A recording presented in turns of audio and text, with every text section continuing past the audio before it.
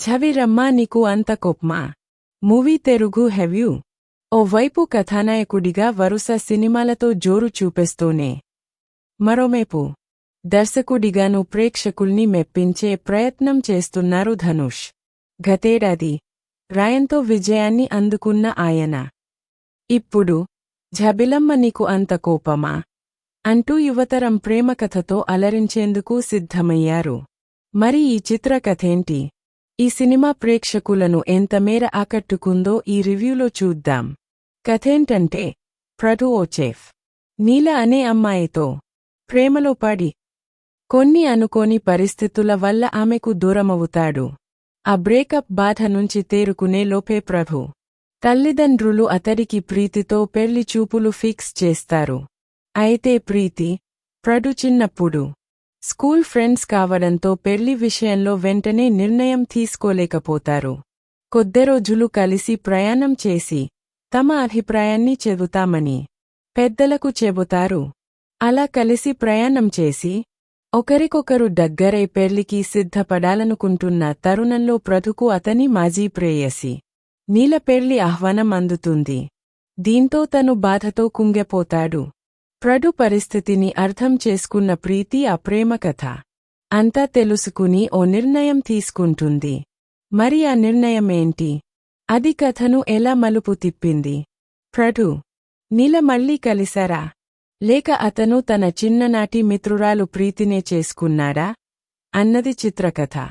ఎలా ఉందంటే అదే చాలా సాదాసీదా ప్రేమకథే. దీన్ని 2 ముక్కల్లో చెబితే అసలిందులో పెద్ద కథేముంది అనిపిస్తుంది. అందుకే దర్శకుడు ధనుష్ కూడా ఇది చాలా కాజువల్ లవ్ స్టోరీ, పెద్దగా అంచనాలు పెట్టుకోకండని ట్రైలర్తోనే హింట్ ఇచ్చేశాడు. కాకపోతే ఈ కథ చాలా సింపుల్గా అనిపించినా దాన్ని ఈతరం యువత ఆలోచనలకు తగ్గట్లుగా సరికొత్త ట్రీట్మెంట్తో తెరపై చూపించిన విధానం, పాత్రల్ని వినోదభరితంగా తీర్చిదిద్దుకున్న తీరు ఈ మామూలు కథను ఫస్ట్ క్లాస్ మార్కులతో గట్టెక్కించేలా చేశాయి.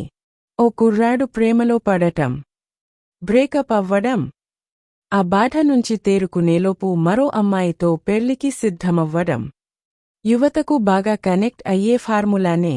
కథలోని పాత్రలు, వాటి నేపథ్యంతో ఆరంభ సన్నివేశాలు సాగుతాయి. హీరో మాజీ ప్రేయసి నుంచి పెళ్లి కార్డు అందడం కథను మలుపు తిప్పుతుంది.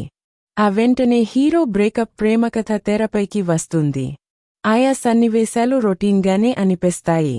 అయితే ఈ ఇద్దరి పాత్రల మధ్యలో హీరో మిత్రుడు రాజేష్ పాత్రను మలిచిన విధానం, అతను చేసే అల్లరి, బుజ్జి అంటూ ఒకరిపై ఒకరు అతిగా ప్రేమ చూపించుకునే రవి, శ్రేయాల క్రింజ్ లవ్ స్టోరీ కథను వినోదభరితంగా ముందుకు తీసుకెళ్తాయి.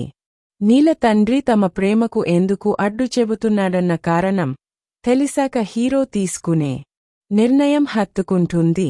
ఈ క్రమంలో వచ్చే విరామ సన్నివేశాలు సెకండాఫ్పై అంచనాలు పెంచేలా చేస్తాయి. ఇక్కడి నుంచి కథ పూర్తిగా గోవాకు షిఫ్ట్ అవుతుంది. నీల పెళ్లి చూసేందుకు పృథు తన మిత్రుడితో కలిసి గోవాకు వెళ్లడం, అక్కడ వారికి ఎదురయ్యే అనుభవాలతో సెకండాఫ్ వినోదాత్మకంగా ఉంటుంది. నిజానికి ఇలా ఓ ప్రేమికుడు తన మాజీ ప్రేయసి పెళ్లికి వెళ్లాడంటే ఆమె మనసు మార్చి తనని పెళ్లి చేసుకుంటాడని అనుకుంటారు.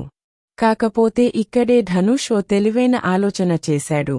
వెడ్డింగ్ ప్లానర్ అంజలి కోణం నుంచి పృథుపై వన్ సైడ్ లవ్ ట్రాక్ నడపడం, రాజేష్, శ్రేయ, రవిల మధ్య ఓ confusion triangle love story set చేయడం ద్వారా ప్రేక్షకుల్ని నాన్స్టాప్గా నవ్వించే ప్రయత్నం చేశారు.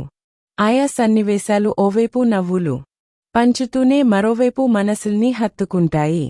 అయితే ఈ ప్రేమకథను అసంపూర్ణంగా ముగించిన తీరు ప్రేక్షకుల్ని అంతా సంతృప్తిపరచకపోవచ్చు.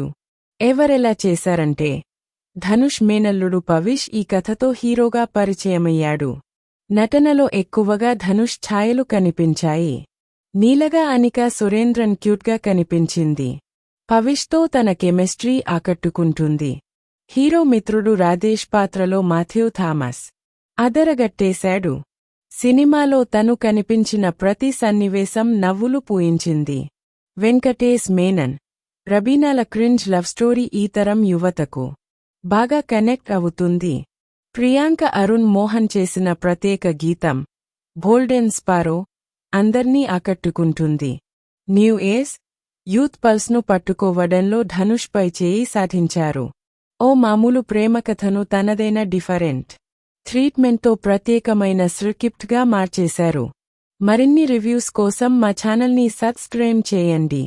థాంక్యూ. ఇప్పుడు మనం రేటింగ్స్ని చూద్దాం. ఆడియన్స్ 5కి 3.5 రేటింగ్ ఇచ్చారు.